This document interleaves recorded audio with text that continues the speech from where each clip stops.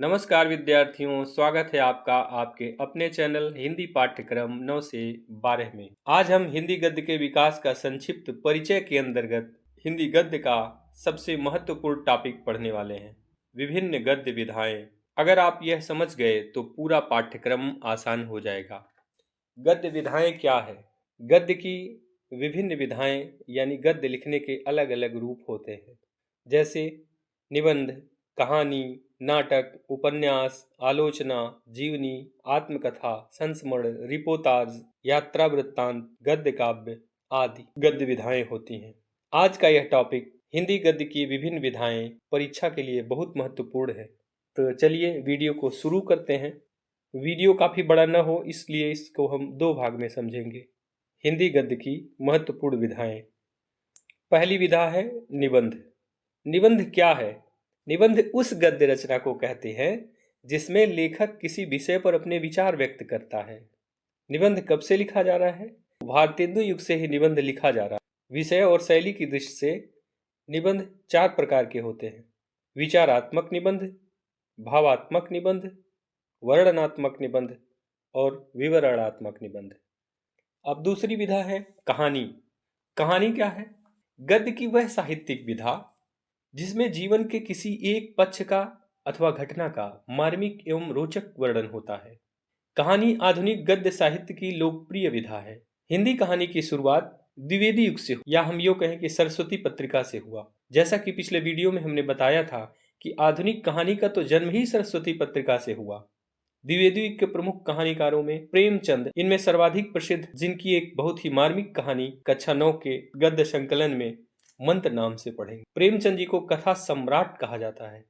अगली विधा है नाटक। नाटक क्या है?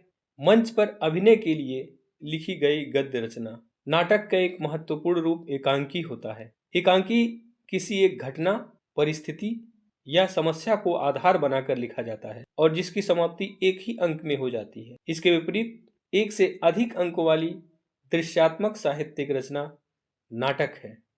अगली विधा उपन्यास। जीवन का एक विस्तृत चित्रण होता है उपन्यास में, जिसमें कई पात्र और लंबी कहानी होती है। उपन्यास शब्द संस्कृत के उपन्यस्त से बना है, जिसका अर्थ होता है सामने रखना।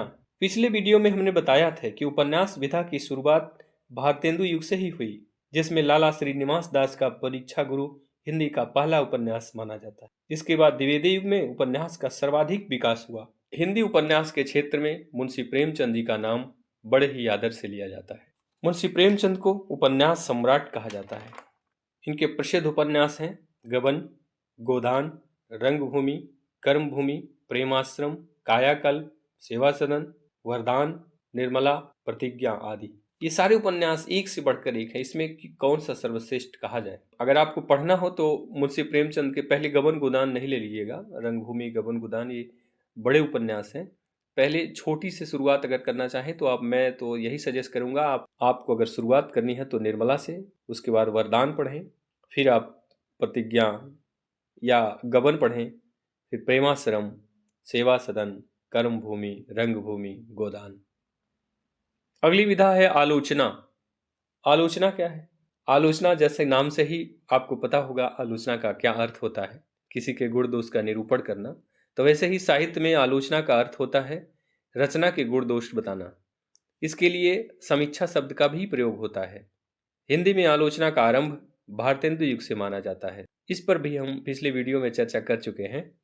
और हिंदी साहित्य के सबसे बड़े आलोचक हैं आचार्य रामचंद्र शुक्ल। अगली विधा है जीवनी। जीवनी किसी व्यक्ति के जीवन के जन्म से मृत्यु तक की घटनाओं का क्रमबद्ध वर्णन होता है। हिंदी में जीवनी को जीवन चरित्र भी कहा जाता है। जीवनी का प्रामाणिक होना बहुत आवश्यक है। पॉइंट टू बी नोटेड, इस बात को ध्यान रखें, इस बात का सदैव ध्यान रखें कि जीवनी का प्रामाणिक होना बहुत आवश्यक है, नहीं तो वैसे किसी के बारे में कोई कुछ भी लिख दे। हिंदी में जीवनी की बात की जाए तो प्रेमचंद जी की फिर चर्चा हुई। प्रेमचंद जी की जीवनी उनके पुत्र अमृत राय ने प्रेमचंद कलम का सिपाही नाम से लिखा है। बहुत अच्छी रचना है। तो विद्यार्थियों, आज हमने गद्य की मुख्य विधाएं समझ ली, बाकी विधाएं पढ़ेंगे अगले भाग में। वीडियो पसंद आए, हमारा प्रयास अगर आपको अच्छा लगे तो वीडियो को लाइक, चैनल को सब्सक्राइब और शेयर जरूर करें। यहाँ पे स्क्रीनशॉट ले लीजिए आप लोग, तो सब्सक्राइब और शेयर जरूर करें। धन्यवाद, मिलते हैं अगले वीडियो में। जय हिंद।